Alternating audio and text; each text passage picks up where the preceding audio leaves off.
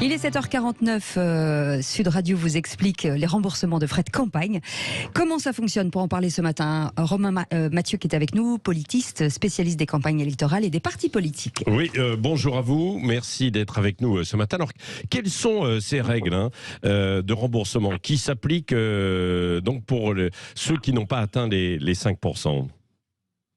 Alors, les règles, elles sont assez simples à définir. La première, c'est bien sûr d'être candidat officiellement à la présidentielle. Donc ça, c'est le Conseil constitutionnel qui définit la liste des candidats, ce qui va conduire à un remboursement forfaitaire automatique. Oui. À savoir que tous les candidats, quel que soit le résultat qu'ils obtiennent, auront le droit à un remboursement à hauteur de 4,75%, oui. Donc à peu près 5% de leurs dépenses.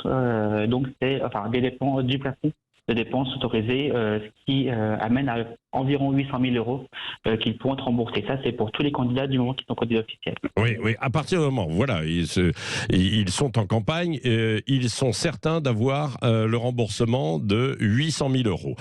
Parce que il y a un plafond qui est fixé pour les dépenses du premier tour. Il est de combien, ce plafond ?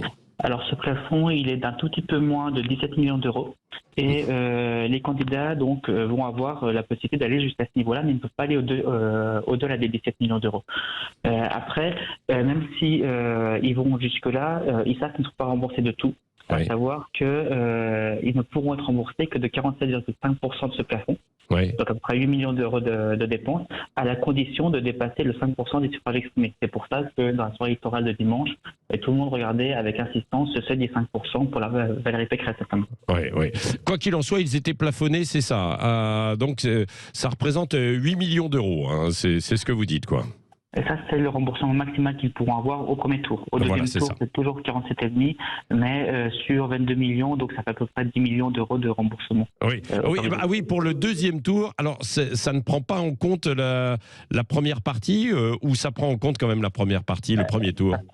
Ça prend en compte. C'est une augmentation. Donc, on est sur 17 millions au premier tour et pour les deux candidats qui sont au second tour, ils peuvent aller jusqu'à 22 millions avec 47,5 de remboursés. Donc, c'est autour de 10 millions.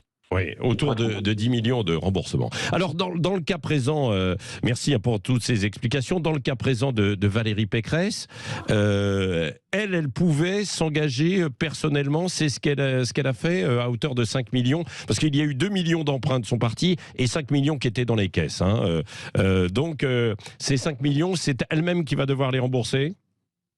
Alors, a priori, oui, sauf si elle trouve des financements externes. C'est le sens de l'appel aux dons qu'elle a fait. Et je voudrais revenir sur un point, c'est qu'en France, on a une vieille tradition qui est un héritage gaullien, qui fait qu'on se méfie des partis politiques. On le voit notamment dans la Constitution française où on définit les partis, leur rôle, mais de manière minimaliste, en disant qu'ils concourent à la vie politique et aux élections. Mais concrètement, ça veut dire que dans le code électoral, les partis politiques ne présentent pas de candidats. C'est bien des candidats qui se présentent et les partis peuvent éventuellement les soutenir, les investir ou non. Ce qui implique au niveau financier que la dépense, elle est faite par un individu et pas par un parti politique. Ouais. Donc c'est pas du tout surprenant que des candidats se soient endettés personnellement. Ça arrive très très souvent dans des campagnes de moindre ampleur. Ouais. Et là, c'est juste l'ampleur de la somme avancée par Valérie Pécresse qui choque. Oui, absolument. Merci beaucoup Romain Mathieu, un politiste spécialiste des campagnes électorales et des partis. Nous y reviendrons, nous le commenterons notamment tout à l'heure avec Elisabeth Lévy à 8h15 et puis dans les grands débats du matin et aussi vous pouvez réagir à 9h.